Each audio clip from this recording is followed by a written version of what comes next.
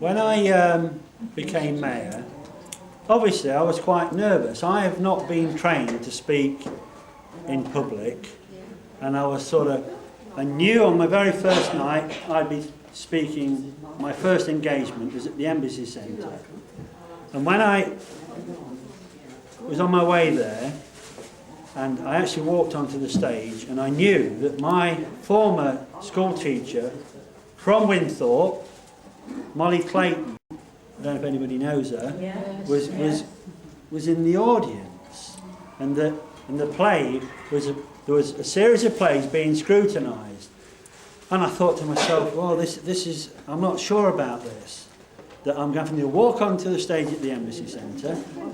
Molly Clayton, my school teacher, is going to be there scrutinising my performance, because she was there scrutinising the plays with some of the judges. I thought I took this with trepidation. And my wife said to me, she said, "Oh, don't worry about it, Brian." She said, "You'll be all right." She said, "It'll be just like a council meeting." She says, "You're a bit of a thespian." I said, "Well, how do you figure that out?" She says, "Well, every time you have a council meeting, it's just like a pantomime, so you'll be fine." So I thought that was quite interesting. Then another incident, I was at a gala at the swimming pool and about to do the presentations and the prizes for the swimming, and I sensed somebody moving around the back of me. You sort of sense it out of the corner of your eye. I looked down and there's a little boy there, and he would be about 4 years old, and I'm sort of stood there as the mayor and everything in his eyes, and in his hands he's clutching a packet of Rolos. Then he shuffled up behind me, and as I turned around, he said, "Would you like a Rolo?" And I thought, what an absolute moment that little boy had the courage or the initiative to think, "Oh, I've got some Rolos. I'm going to ask the mayor if he wants a sweet." And, of course, I said, "Fantastic," and I had a Rolo, and he shuffled off us, proud of himself. Another occasion, the carnival.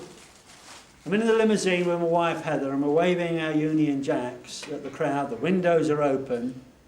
As we actually got to the clock tower, it was condensed a bit, and the crowds were all tight, and we'd sort of stopped as the carnival does. There's two little boys looking through the window. One would have been about 5.5, the other would have been about 3.5. And the elder one, they're both staring in the car like that. And the elder boy elbows his brother, I assume. He says, look, he says, "It's the president." Another interesting thing that's happened to me, you'll all be probably aware about the problem with the hospital, that I ended up going to number 10, actually knocking on the door at number 10, from Sparwick Avenue to knocking on the door at number 10 as the mayor of Skegness on behalf of the community of Skegness. I thought it was absolutely fabulous. And I've since been down and spoken to a rally at just outside the Houses of Parliament on a national rally as the mayor of Skegness. That was another good thing. Some of you will also be aware that I came back by warship from Norfolk to Skegness on HMS Cottesmore.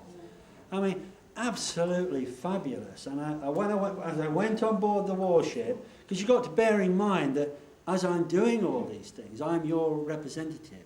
This is an office, and it's an honour to be put there.